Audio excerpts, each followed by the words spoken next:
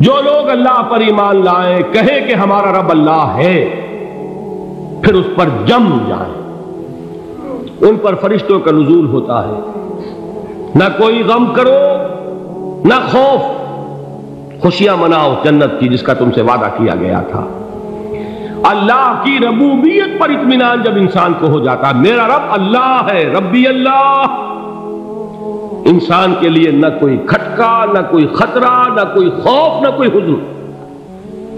جو کچھ ہو رہا ہے کس کے اذن سے ہو رہا ہے؟ اللہ کے اذن سے۔ اللہ کے اذن کے بغیر پتہ تک نہیں ہلتا۔ یہ کوئی اندھا بہرا مادہ نہیں ہے جس سے مجھے کوئی خوف ہو۔ اندھا بھینسا چلا آ رہا ہو اس سے تو ڈرنے کا ہر انسان کو ڈرنا چاہیے، نہ معلوم کس کو ٹکر مار دے۔ لیکن نہیں، اس کائنات کو چلانے والا ایک سمیع و بصیر خدا ہے، وہ جو میرا دوست ہے، میرا ولی ہے۔ اللہ ولی الذین آمنوا یخرجہم من الظلمات الی النور۔ اللہ اہل ایمان کا ولی ہے، ساتھی ہے، پشت پناہ ہے، مددگار ہے، حمایتی ہے۔ بتائیے جسے یقین ہو جائے کہ اللہ میرا مددگار، اللہ میرا محافظ، اللہ میرا پشت پناہ، اللہ میرا حمایتی، اس کے لیے کوئی خوف ہوگا؟ اس سے کوئی ڈر ہوگا؟ میں مثال دیا کرتا ہوں ایک بہت سادہ، پنجاب کے دیہات کی۔ تو بڑا چودھری ہے اور کوئی غریب کسان ہے۔ اس غریب کسان کے جانوروں کو ہر وقت اندیشہ ہوگا چوری کا، کوئی میری بھینس کھول کر نہ لے جائے، کوئی میرا بیل کھول کر نہ لے جائے۔ لیکن جس کے بارے میں یہ سب کو معلوم ہو کہ وہ جو بڑا چودھری ہے وہ اس کا دوست ہے، اس کی بچیا کو کوئی خوف ہوگا؟ اس کی بھینس پر کوئی ہاتھ ڈالے گا؟ اسے کوئی اندیشہ ہوگا؟ نہیں۔ کیوں؟ کہ وہ بڑا چودھری، بڑا اس کا یہاں کا سردار، جاگیردار، سب کو معلوم ہے وہ میرا دوست ہے، کوئی میرے خلاف اقدام نہیں کر سکتا۔ اس دنیا میں یہ چھوٹی سی بات اگر آپ کے دلی اطمینان اور سکون کا باعث بن سکتی ہے تو ذرا تصور کیجئے۔ میں لفظ تصور استعمال کروں گا صرف اس لیے کہ اس کا ہم جس کو کہتے ہیں ادراک اور شعور کر نہیں سکتے، اگر کے ساتھ کر سکتے۔ اگر یقین ہو کہ اللہ میرا مددگار اور یقین ہو کہ اللہ ہر آن میرے ساتھ ہے، پھر کوئی خوف؟ کس کا خوف؟ کوئی شے اللہ سے بالا تر ہے؟ کوئی قوت اس سے زیادہ طاقتور ہے؟ کوئی اس کے ارادے کو بدلنے والا ہے؟ کوئی اس کی مشیت کے آڑے آنے والا ہے؟ یہی بات ہے جو حضور نے فرمائی۔ یہ ایمان کا حاصل ہے لب لباب، کہ دیکھو اچھی طرح اس بات کو ذہن نشین کر لو، اگر تمام انسان مل کر تمہیں کوئی نقصان پہنچانا چاہے نہیں پہنچا سکتے، مگر جو کچھ اللہ نے لکھ دیا ہو، اور تمام انسان مل کر تمہیں کوئی نفع پہنچانا چاہے نہیں پہنچا سکتے، مگر وہ شے جو اللہ نے طے کر دی۔ آپ پھر میں کہوں گا ذرا طاری کیجئے، اسے فرض کیجئے، اسے سوچئے۔ اگر اس حدیث پر ہمارا دل ٹھکا ہوا ہو تو کسی سے ڈر ہوگا؟ یہ مجھے نقصان نہ پہنچا دے، یہ میری رپورٹ خراب نہ کر دے، یہ میری انکریمنٹ نہ رکوا دے، یہ میرا یہ نہ بگاڑ دے، یہ میرے یہ نقصان نہ پہنچا دے۔ اس کا ڈر، اس کا ڈر، اس کا خوف، اس کی خوشامد، اس کے لیے جا کر طرح طرح سے اپنی عزت نفس کو ذلیل کروانا اس کے سامنے، یہ سب کچھ کیوں کرتا ہے انسان؟ جب سمجھتا ہے کہ اس کے ہاتھ میں میرا کوئی نفع ہے، اس کے ہاتھ میں میرے لیے کوئی ضرر ہے، یہ مجھے کوئی غضب پہنچا سکتا ہے، یہ مجھے کوئی نقصان پہنچا سکتا ہے، یہ میرا کوئی کام بنا سکتا ہے، یہ میری کوئی ضرورت پوری کر سکتا ہے، اسی کا نام شرک ہے۔ جہاں آپ نے یہ سمجھا کہ غیر اللہ کے اندر کوئی طاقت موجود ہے، وہی شرک ہے۔ بتوں سے تجھ کو امیدیں، خدا سے نومیدی، مجھے بتا تو صحیح اور کافری کیا ہے؟ شرک تو یہ ہے۔ جس پر بھی تمہیں یہ خیال ہے، کلمہ ہے یہ کلمہ سوم، لا حول ولا قوت الا باللہ، ذرا اس پر دل کو کبھی اگر آپ تصور کریں، پھر فرض کریں، دل ٹھک جائے اس پر، کوئی طاقت نہیں۔ یہی بات تھی جو شیخ عبد القادر جیلانی رحمۃ اللہ علیہ نے اپنی وصیت میں اپنے بچے سے کہی. 11ویں دینے والے ہیں، لیکن حضرت شیخ عبد القادر جیلانی کی وصیت اور تعلیمات کو کتنے لوگ ہیں تم جانتے ہو؟ یہ جن مقامات تک پہنچے ہیں وہ کس چیز کی بدولت پہنچے؟ انہوں نے جو پیغام دیا وہ کیا تھا؟ اے میرے بچے، جس طریقے سے قرآن مجید میں حضرت لقمان کی نصیحتیں جو ہے نقل کر دی گئی ہیں، میں یہ عرض کروں گا بالفرض اگر قرآن حضرت عبد القادر جیلانی کے بعد نازل ہوا ہوتا تو شیخ عبد القادر کی یہ نصیحتیں بھی قرآن میں درج ہوتی. اتنی اونچی نصیحتیں ہیں. اے میرے بچے، اس حقیقت کو ذہن نشین کر لے، لا فاعل فی الحقیقت ولا مؤثر الا اللہ. اس کائنات میں نہ کوئی فاعل حقیقی ہے نہ مؤثر حقیقی ہے سوائے اللہ. کسی شے میں کوئی تاثیر نہیں اگر اللہ نہ چاہے. آگ جلا نہیں سکتی اگر اللہ نہ چاہے. پانی ڈبو نہیں سکتا اگر اللہ نہ چاہے. زہر ہلاک نہیں کر سکتا اگر اللہ نہ چاہے. کوئی چیز فائدہ نہیں پہنچا سکتی اگر اللہ نہ چاہے. تو در در پہ کیوں سر جھکاتے ہو؟ در در پر کیوں جبیں سائی کرتے ہو؟ سب کے سامنے کیوں ہاتھ پھیلاتے ہو؟ ایک اللہ سے مانگو، ایک اللہ کے سامنے زمین پر اپنی جبین رکھو. لا فاعل فی الحقیقت ولا مؤثر الا اللہ. نظر آتا ہے ہمیں کہ پانی پیاس بجھا دیتا ہے. پیاس بجھانے کی صلاحیت پانی میں نہیں ہے، اللہ کے اذن سے. کھانا بھوک مٹا دیتا ہے. بھوک مٹانے کی صلاحیت کھانے میں نہیں ہے، اذن رب میں ہے. دیکھیے یہی یقین تھا. حضرت موسیٰ علیہ السلام کا واقعہ یاد کیجئے. سامنے سمندر آ گیا ہے، قوم دیکھتی ہے پیچھے کہ گرد و غبار کا طوفان. معلوم ہوا کہ فرعون اپنے لشکر سمیت آ گیا. لشکر جب چلتا تھا تیز رفتاری کے ساتھ تو گرد و غبار کا جو طوفان اٹھتا تھا اس کا تصور کیجیے. اور لمحہ بلمحہ وہ قریب آ رہا ہے. پوری قوم نے کیا کہا؟ اے موسیٰ انا لمدرکون، اے موسیٰ ہم کو پکڑے گئے. قرآن مجید میں تو یہاں وہ باتیں نہیں لکھی ہیں، لیکن تورات میں یہ درج ہے کہ بنی اسرائیل جھگڑنے لگے، دست و گریبان ہو گئے موسیٰ کے ساتھ. موسیٰ نے یہاں مروایا لا کر، اس سے تو ہم ہی بہتر تھے. وہاں کھانے کو ملتا تھا، زندگی تو تھی، بیگار ہم کر رہے تھے، موت تو نہیں تھی. اب جو کچھ ہوگا اس کا تصور کرو، جس طریقے سے ہمارے ٹکڑے اڑائے جائیں گے. تو لڑ رہے ہیں حضرت موسیٰ علیہ السلام سے. یہ تورات کی تفصیل ہے. قرآن میں صرف اتنا آیا ہے، پریشان ہو کر انہوں نے کہا انا لمدرکون، موسیٰ ہم کو پکڑے گئے. اس وقت موسیٰ کا جواب کیا ہے؟ کلا ان معی ربی سیہدین. نہیں، میرے ساتھ میرا رب ہے، وہ راستہ دے گا. بتائیے کہاں راستہ نظر آ رہا ہے؟ یہ ہے ایمان بالغیب. راستہ نظر نہ آئے تب اللہ پر یقین ایمان ہے. جیب میں پیسے ہوں اور تب دل کو اطمینان ہے تو ایمان کس پر ہوا؟ پیسے پر، اللہ پر نہیں.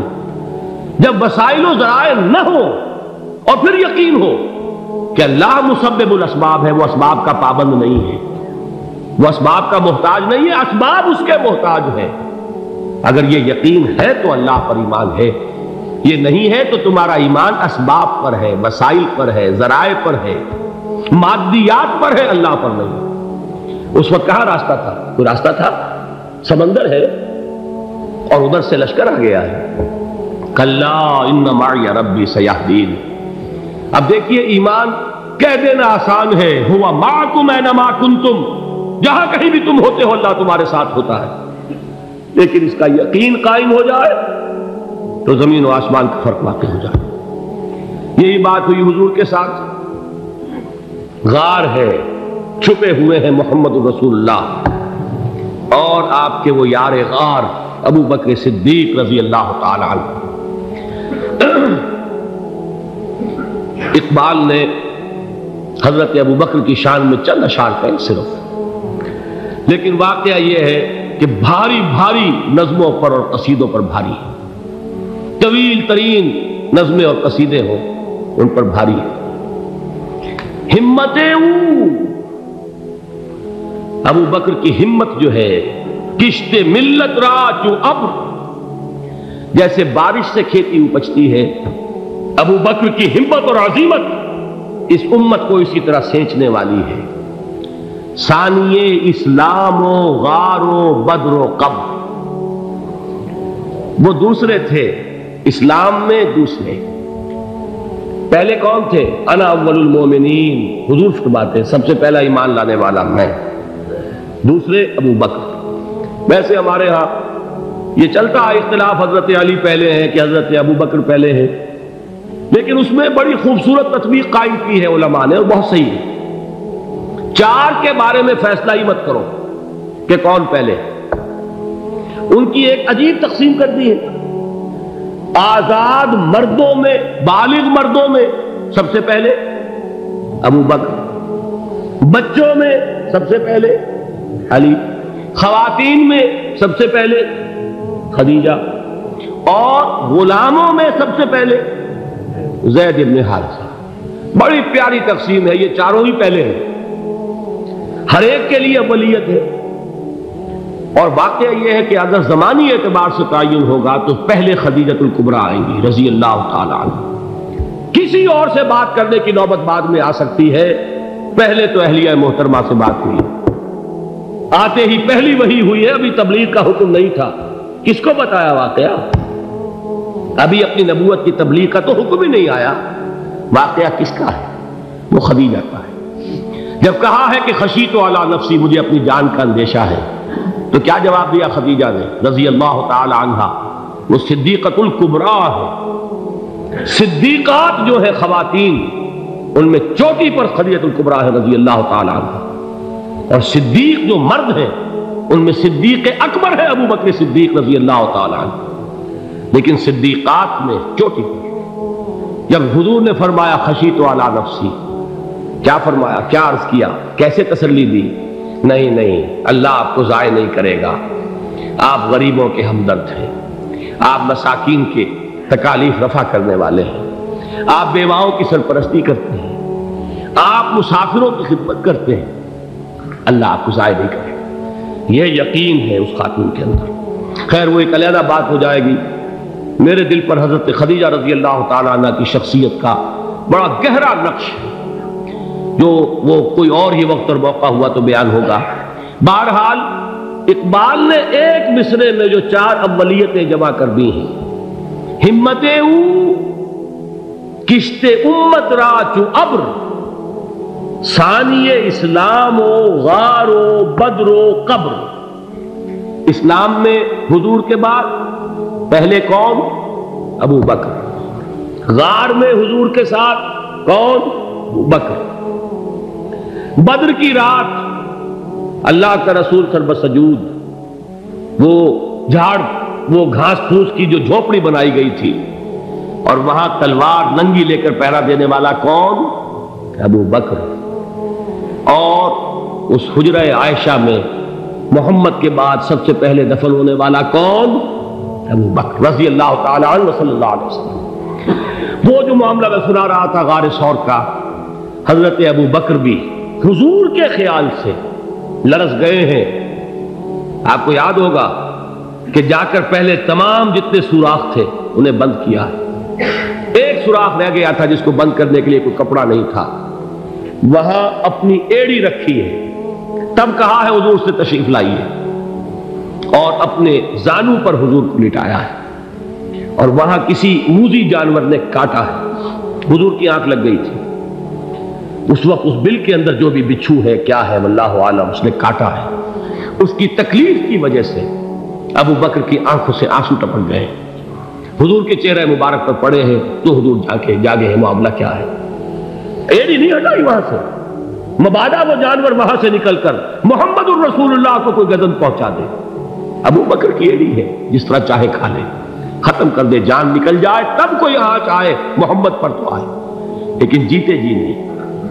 وہ ہے ابو بکر حضور کے خیال سے۔ اس وقت حضور نے پھر اپنا لعاب دہن لگایا ہے، اور اس سے پھر آپ کی تکلیف ختم ہوئی۔ جیسے خیبر میں حضرت علی کی آنکھ دکھ رہی تھی، اس کو جو شفا حاصل ہوئی ہے وہ بھی حضور کے لعاب دہن سے ہوئی۔ تو بہرحال اس وقت انہوں نے کہا ہے کہ اے نبی یا رسول اللہ، اگر اس وقت ان میں سے کسی نے غیر ارادی طور پر بھی اپنے قدموں کی طرف جھانک لیا تو پکڑے جائیں گے۔ کیا جواب تھا اللہ کے رسول کا؟ لا تحزن ان اللہ معنا، اللہ ہمارے ساتھ ہے، کیوں گھبراتے ہو ابو بکر؟ یہ ہے ایمان باللہ، میرا مالک اللہ، میرا رازق اللہ، میرا محافظ اللہ، میرا مددگار اللہ، میرا پشت پناہ اللہ، میرا دوست اللہ۔ یہ دوستی ہے اللہ کی جو لب لباب ہے، حاصل ہے ایمان کا، اسی کا نام ولایت ہے۔ اولیاء اللہ کے سروں پر سینگ نہیں ہوتے، جس کے دل میں ایمان راسخ ہو چکا ہو وہی اللہ کا ولی ہے، جسے اللہ پر یقین ہو چکا ہے وہی اللہ کا ولی ہے، جسے یقین ہے اللہ میرے ساتھ ہے، میرا مددگار، میرا پشت پناہ، میرا ساتھی، میرا دوست، میرا محبوب، میرا محب۔ اللہ اہل ایمان سے محبت کرتا ہے۔ واللہ یحب الصادقین، ان اللہ یحب الذین یقاتلون فی سبیلہ صفا کانہم بنیان مرصوص۔ اللہ محبت کرنے والا، اہل ایمان محبوب، اور اہل ایمان محبت کرنے والے اللہ محبوب۔ والذین آمنوا اشد حبا للہ۔ آپ تصور کیجئے جسے یہ رشتہ ایمان یا رشتہ ولایت حاصل ہو جائے، الا ان اولیاء اللہ لا خوف علیہم ولا هم یحزنون، آگاہ ہو جاؤ اللہ کے دوستوں کے لیے نہ کوئی خوف ہے نہ کوئی حزن ہے۔